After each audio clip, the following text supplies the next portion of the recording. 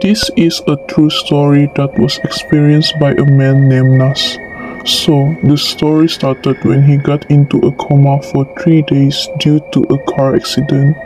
He was in a coma from December 23 to December 26 at the hospital in Selangor, Malaysia.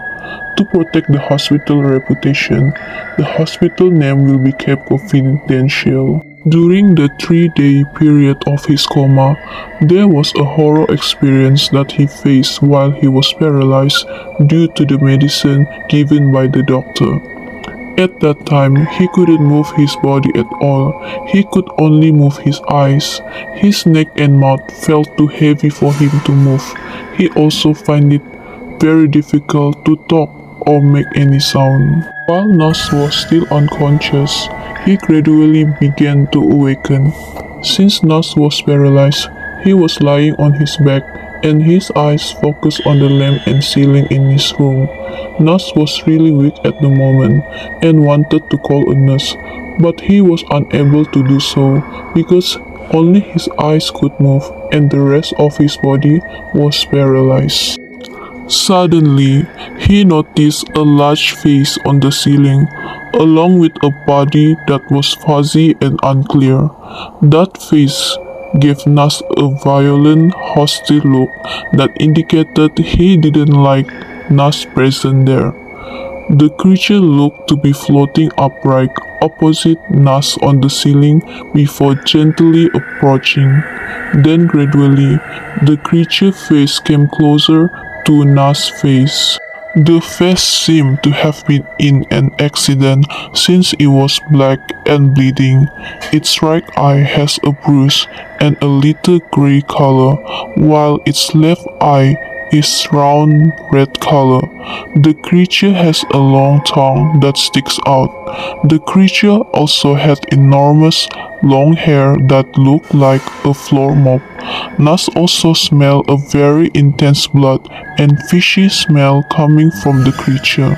The face is slowly approaching to the point where it is only an inch from Nas' face. Finally, in a brief period of time, the face got extremely close to Nas' face. Then Nas felt the creature drool flow down his cheeks, and he tried to close his eyes, but his eyelids wouldn't close. He also attempted to call out the nurse, but his lips were frozen. Not long after that, the creature vanished like smoke. Unfortunately, Nas' fear did not end there, as he noticed dozens of other faces approaching him.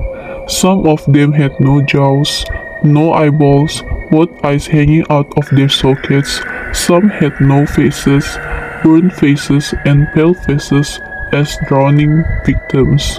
Nas wanted to recite prayers to protect himself at that time, but Nas felt like a fool because he couldn't read or recall any prayers to protect him. But then, after some quiet time, all of those faces vanished like smoke. After that, he forced his mouth open and called out the nurse. He was relieved when a nurse unexpectedly entered the room and approached him. What can I do for you? The nurse asked Nas. Whose face is that? Nas questioned her back. I don't want to see those faces. The nurse answered. Which face? There are only you and me in this room. The nurse proceeded to give medication to Nas and put him back to sleep. Nas has no recollection of anything else that happened after that. To be honest, Nas can only believe that he is purer than the spirits who tormented him at the time, because he is still alive and the ghost can just terrify him but not hurt him. Nas, on the other hand, was unsure whether the faces were a devil, a human spirit, a ghost, or a nurse who wanted to have fun with him at the time.